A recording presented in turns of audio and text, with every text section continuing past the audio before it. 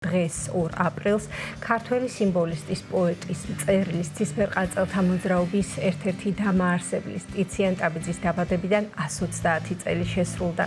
იგი 1927 წელს საბჭოთა რეპრესიების დროს ანტისაბჭოთა მოღვაწეობის ბრალდებით დააპატიმრეს და დახვრიტეს. თემაზე სასაუბროდ კი შემოგვიერთდა პოეტი, ლიტერატორი ქალბატონი ქეთევან შენგელია. დილამშვიდობის ქალბატონი ქეთევან, მადლობას მოგახსენებთ მოგბრძანებისთვის. როგორც აღნიშნეთ, ტიციან ტაბიძის დაბადებიდან 130 წელი გავიდა და რა თქმა უნდა ჩვენ გვინდა გავიხსენოთ ეს დიდი მოღვაწე. სანამ უშუალოდ მის შემოქმედებაზე ვისაუბრებდეთ, მანამდე შევეხოთ მის ბიოგრაფიას და კიდევ ერთხელ გავიხსენოთ მისი ცხოვრება და თვალი გადავავღოთ. დიდი პატივისცემით მივესალმები ჩვენს მაყურებელს. მშვიდობიან დღეს უსურვებ. რაც შეეხება დღევანდელ თარიღს, 2 აპრილი ქართული კულტურული სივრცისთვის ყოველთვის არის სადღესასწაულო და სასიხარულო თარიღი. მიუხედავად იმისა, რომ როგორც თქვენ ბრძანეთ 1927 წლის ტრაგიკულ მოვლენებში შეეწირება ტიციან ტაბიძე, ის გახლდათ სერიოზული ცისფერყანწელი, ერთ-ერთი მნიშვნელოვანი, ასე ვთქვათ, პოეტი ამ ჯგუფისა და გარკვეული კვალი დატოვა ქართული ლიტერატურის ისტორიაში. ის მარტო პოეტი არ გახლდათ, ის იყო მთლიანად ჩართული ქართულ კულტურულ სივრცეში, თარგმანები აქვს მას, ესეები აქვს მას, არაჩვეულებრივი ლიტერატურული წერილები და ამაზე მოგვიანებით მინდა ვისაუბრო. ქართული ლიტერატურის ისტორია დაწერა მან და ეს სულ ცოტა ხნის წინ გაჟღერდა ეს რამოდენიმე წელია, რაც აღმოჩნდა ეს ხელნაწერი და ამაზეც თუ შეიძლება ვისაუბროთ. ახლა დაბადებული გახლავთ ჭყვიშში. თვითონ მისი ბიძაშვილი გალაქტიონ ტაბიძე გაიზარდნენ, ჭყვიშში გაიზარდნენ, ქუთაისში დაამთავრა მან 1901-1905 წლებში ის იყო ქუთაისის სასწავლებელში სწავლობდა, შემდეგ აგრძელებს ქუთაისის გიმნაზიაში სწავლას და მერე უკვე მოსკოვის უნივერსიტეტში მიდის, ფილოლოგიის ფაკულტეტზე იწყებს სწავლას და 1917 წლიდან უკვე საქართველოშია, იწყებს ლიტერატურულ მუშაობას, პირდაპირ ჩართულია ლიტერატურაში, იქაც მოსკოვში ყოფნის დროსაც ძალიან აქტიურად ურთიერთობდა ლიტერატურულ პროცესებთან და ჩამოდის თავითვე იწყებს გაზეთებთან ურთიერთობას. მაგრამ ყველაზე მნიშვნელოვანი ვიცით ჩვენ რომ იყო სწორედ ის ცისფერყანწელთა სიმბოლისტთა ჟურნალ გაზეთები, რომელთანაც მას ჰქონდა შეხება და ამაზე რასაკვირველია დღეს ვისაუბრებთ 1-2 სიტყვით. კი ბატონო, ის ლიტერატურული წრეა თქვენ გარკვეულწილად აღნიშნეთ, რა პერიოდში ის იწყებს თავის საქმიანობას და რა პერიოდში თავის გზას იკვლევს. აი ძალიან მნიშვნელოვანია ალბათ, ხო ამოდით რომ ვისაუბროთ. მნიშვნელოვანია რასაკვირველია, იმიტომ რომ სიმბოლისტებმა მოდერნმა ახალი ქარი და ახალი სიო დაბერა ქართული ლიტერატურის ისტორიაში. ქუთაისში იწყება და ფუძნდება მათი ლიტერატურული ორდენი. მოგეხსენებათ, მაშინ 4 ლიტერატურული სკოლა გამოდის. პირველი, მე-13 მე-20 საუკუნისა საქართველოს ისტორიაში იყო ლიტერატურაში ძალიან განსხვავებული შეხედულებების და ჯგუფების, ასე ვთქვათ, ამინდის პერიოდი და აქ არის აკადემიური ასოციაცია, ჩვენ გვაქვს სიმბოლისტების ჯგუფი, სადაც ტიციანია, გვაქვს ისა რა ქვია პროლეტარული მწერლობა, რომელიც არაფერში არ წერია და ვიცით ბოლოს მათ ხელში რაც ჩავარდა არის ფუტურისტული ჯგუფი, მაგრამ აი სიმბოლისტებმა განსაკუთრებული იერსახე შესძინეს მაშინდელ ლექსის რეფორმას. 1916 წელს უკვე გამოდის ცისფერი ყანწები. მოგეხსენებათ, სათაურით სიმბოლურია, ცისფერი მისტიკის ფერია, ოცნების ფერია, მიღმური სამყაროს ფერია, მეტერლინგის ლურჯფრინველსაც საუბრობს ტიციან ტაბიძე თავის შესავალ წერილში, როცა ჟურნალი გამოდის. აი ამ ჟურნალში ორ ნომრად გამოვიდა და მერე შეწყდა ამის გამოცემა. და ორივე ჟურნალის მასში თავის ლექსებსაც აქვეყნებს ორივე ჟურნალის ნომერში და თავის წერილსაც ცისფერი ყანწებით და აი აქ არის მთელი თეორია სიმბოლიზმისა. თუ რას წარმოადგენს სიმბოლისტური სკოლის ერთ-ერთი გამორჩეული ფიგურა. დიახ, მისი ასე ვთქვათ თანამოკალმეები არიან და სიმბოლისტები ვალერიან გაფრინდაშვილი, ყოლა უნადირაძე, ნოტიციანი თავისთავად ვიცით მონაწილეობს ცირეკიძე, პაულო იაშვილი, რომელიც ტრაგიკულად დაიღუპა და ვიცით, რომ ჩვენება არ მისცა პაულო იაშვილის წინააღმდეგ და არ გაკიცხა მისი თვითმკვლელობა და სწორედ ამას გადაყვება მე ტიციან ტაბიძე. მიუხედავად იმისა, რომ ის ურთიერთობდა სახელმწიფო ორგანოებთან და ვთქვათ, მე არ ვამბობ პოლიტიკურ ორგანოებს, მე ჟურნალ-გაზეთებს გულისხმობ, ის აი ამას გადაყვება სწორედ. დაიბარა ბერიამ, უთხრა ივლისში კლავს თავს პაულო იაშვილი მწერალთა კავშირის შენობაში თოფით თავს და უთხრა, რომ აი გაკიცხე, ორი თვე გეძლევა ამისთვის და შენ თუ ამას არ შეასრულებ, მაშინ შენ საქმე არ იქნება კარგათო და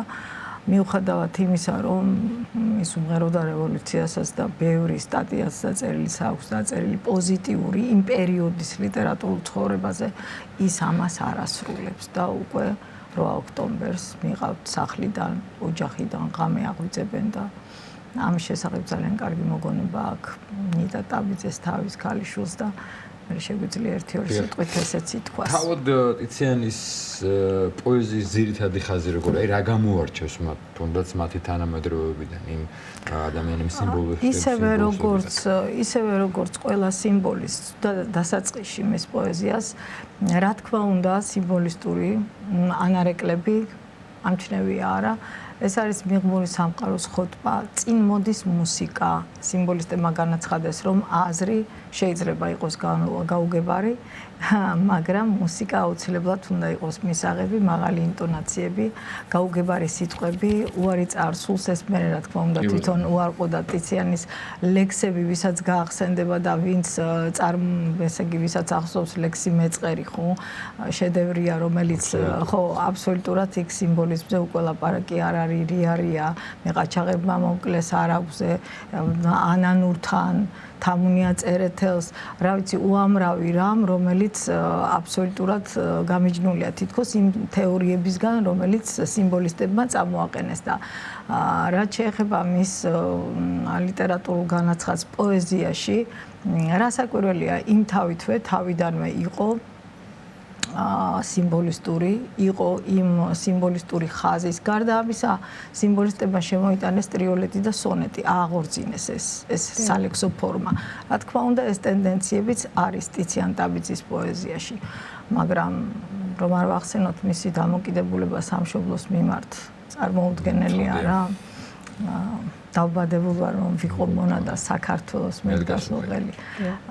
ეს იყო მისი ცხოვრების არსი, ეს იყო მისი ლიტერატურული განაცხადი და ეს იყო აბსოლუტურად იმ ყველა წერილის თავი და თავი, რომელიც მან შექმნა და მე ამას თუ 1-2 სიტყვით ამ წერილებსაც შევეხებით, ალბათ კარგი იქნება. შეგვიძლია კარგი იქნება.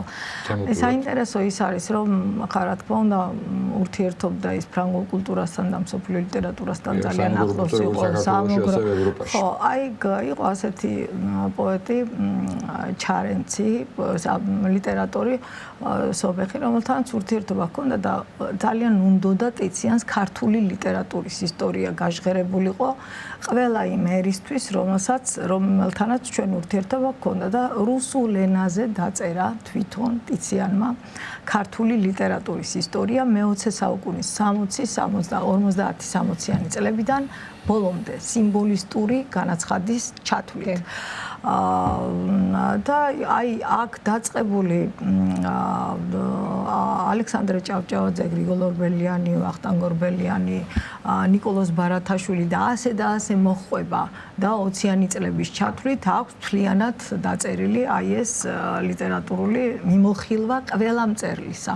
განიხილავს მას, კრიტიკული ანალიზია და ეს რუსულ ენაზე შემორჩა. და მე ბოლო დროს აღმოჩნდა დომინაშვილს აქვს შესანიშნავი წერილი და გადმოტანილი ეს ყველაფერი ხელნაწერი და ნანა ფრუიძე მიგვითითა ამაზე არის ასეთი ლიტერატურათმცოდნე, რომელმაც ლიტერატურის მუზეუმში აღმოაჩინა ხელნაწერი. და მერე დაიბეჭდა მხოლოდ გარდა ამისა შესანიშნავი წერილები, რომელიც აუცილებლად უნდა ითქვას. ვაჟა-ფშაველას ზე დაწერილი წერილი, ფიროსმანზე დაწერილი წერილი, მარჯანიშვილზე დაწერილი წერილი, მიმოხილვებით თან, სხვადასხვა სფერო, იმიტომ დავასახელე, რომ მასშტაბური იყო თვითონ პიროვნება. ეს წერილები მხოლოდ ხოტბა კი არ არის. ის მთლიან კულტურულ სივრცეს ფლობს, რაც ხდება საქართველოში და მისთვის ეს მნიშვნელოვანია. აიღოთ თუნდაც ნატო აჩნაძეზე წერილი, ის მხოლოდ ხოტბა არ გახლავთ, იცით? ის არის შეფასება ქართული კინოსი. იქ შენიშვნებიც აქვს მას.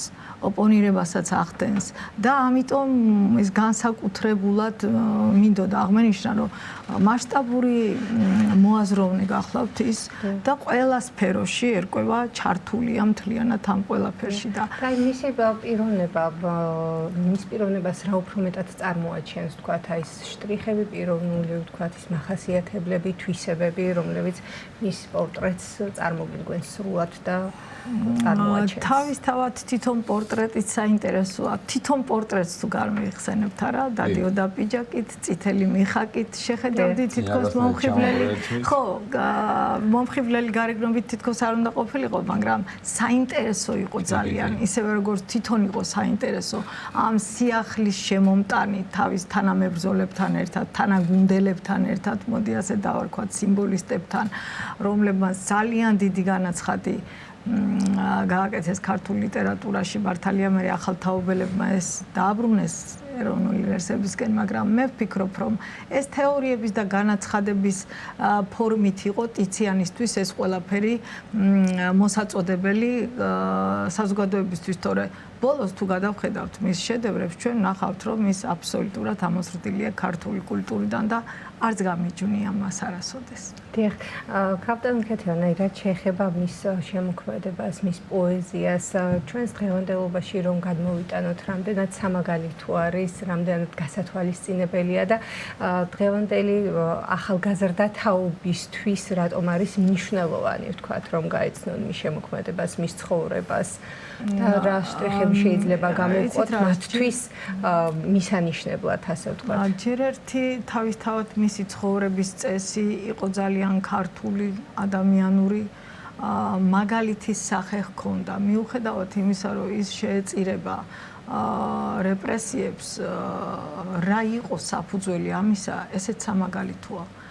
საფუძველი იყო ის, რომ თავის მეგობარზე, თავის უახლოეს ადამიანზე, რომელთანაც მთელი ახალგაზრდობა ჰქონდა გატარებული, რომელთან ერთადაც ჩამოაყალიბეს ეს ჟურნალები, ჩვენ არ ვახსენეთ მეოცნებე ნიამორების შემდეგ 11 ნომერი გამოდის ამ არაჩვეულებრივი ჟურნალისა და იქაც ერთად არიან. აი მიუხედავად იმისა, რომ კაცი იყო გარდაცვლილი, თვითმკვლელობით გარდაცვლილი, არა, მან არაფრით არ იკადრა ის, რომ თავის თანამოკალმეზე, მის მეგობარზე, პავლო იაშუზე რამე ურიგო ეთქვა.